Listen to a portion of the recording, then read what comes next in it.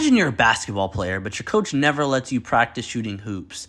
Only teaches you one specific move and doesn't give you any personal attention. Would you expect to become a great player? The same goes for martial arts. A good coach is essential for success. Yo, what's going on, everyone? The Cool Geek here, and welcome back to CoolGeek Defence, a place where you geek out over martial arts and self-defense. I am an ISSA certified personal trainer, mixed martial artist, and future UFC champion. First, let's talk about some red flags you should be aware of when it comes to bad coaching. If your coach doesn't spar with their students, it's like a baseball coach who never shoots hoops with their team.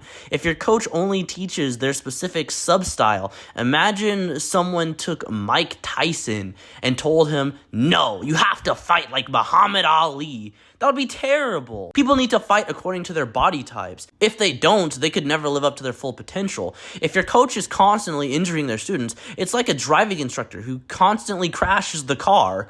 These are all signs that your coach may not have your best interest at heart or just be flat out incompetent. Another red flag to watch out for is if the classes are too high paced to cover any techniques in detail. It's like a cooking class where the teacher rushes through recipe without explaining each step.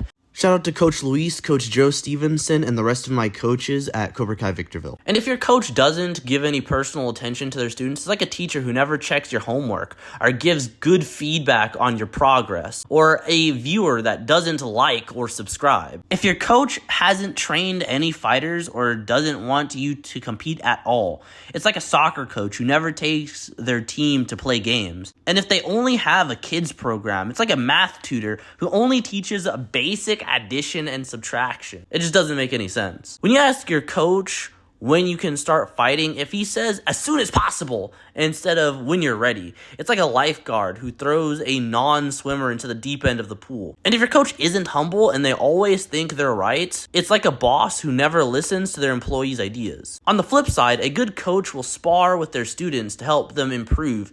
It shows they aren't scared of having their skills tested. A good coach will teach a variety of techniques and styles because everyone's body is different, and a good coach will prioritize safety and injury prevention. Martial arts, like all things, is inherently risky. They shouldn't intentionally increase risk of injury without a good reason. A good coach will also give personal attention and feedback, like a teacher who checks your homework and gives you individualized help. And they'll have a track record of training successful fighters, like a soccer coach whose team wins championships. If you want to know why most Taekwondo guys lose fights and what you can do to prevent it from happening to you, click the link on screen now.